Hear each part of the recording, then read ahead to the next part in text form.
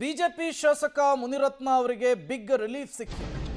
ಇದೇ ವಿಚಾರಕ್ಕೆ ಸಂಬಂಧಪಟ್ಟಂತೆ ಮೊದಲ ಪ್ರತಿಕ್ರಿಯೆ ಕೊಟ್ಟಿದ್ದಾರೆ ಬಿಜೆಪಿಯ ಶಾಸಕ ಮುನಿರತ್ನ ಅವರು. ಮಹಿಳೆಯ ಮೇಲಿನ ಅತ್ಯಾಚಾರದ ಆರೋಪದ ಪ್ರಕರಣದಲ್ಲಿ ಬಿ ರಿಪೋರ್ಟ್ ಸಲ್ಲಿಕೆಯಾಗಿದೆ ಎಸ್ಐಟಿಯಿಂದ.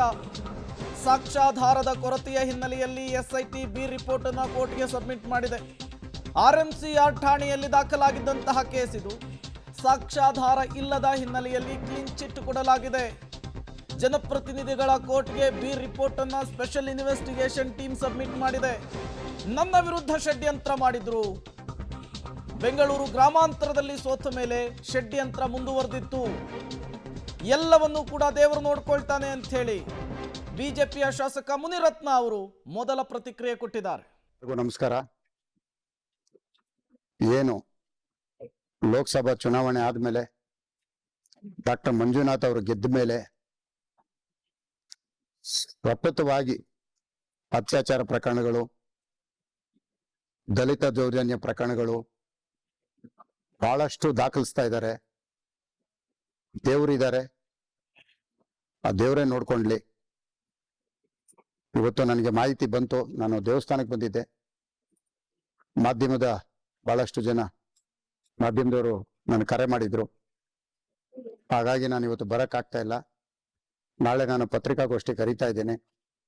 ನಾಳೆ ಸಂಪೂರ್ಣವಾಗಿ ಮಾತನಾಡ್ತೇನೆ. ಬಿ ರಿಪೋರ್ಟ್ ಹಾಕಿದ್ದಾರೆ ಅಂತ ನಮ್ಮ ವಕೀಲರು ಹೇಳಿದ್ದಾರೆ. ಆದ್ರೆ ಅದರಲ್ಲಿ ಏನು ಅಂಶಗಳಲ್ಲಿ ಬಿ ರಿಪೋರ್ಟ್ ಆಗಿದೆ ಅಂತ ನನಗೆ ಗೊತ್ತಿಲ್ಲ. ಹಾಗಾಗಿ ಅದು ಬಂದ ಮೇಲೆ ನಾನು ತಮ್ಗೆಲ್ಲ ಮಾಹಿತಿನೂ ನಾನು ಹಂಚ್ಕೊಳ್ತೇನೆ. ಒಂದಂತೂ ಹೇಳ್ತೇನೆ, ಯಾರೇ ಆಗಲಿ ಕಂಡವ್ರ ಮನೆ ಹೆಣ್ಮಕ್ಳನ್ನ ಕರ್ಕೊಂಬಂದು ಈ ತರ ಸುಳ್ಳು ಕಂಪ್ಲೇಂಟ್ ಕೊಡೋದು ಬಿಡಿಸ್ಬೇಕು. ಇಲ್ಲೇನು ಯಾರು ಶಾಶ್ವತ ಅಲ್ಲ. ಇಷ್ಟು ವರ್ಷ ಮುನಿರತ್ನ ಒಳ್ಳೆಯವನಾಗಿದ್ದ.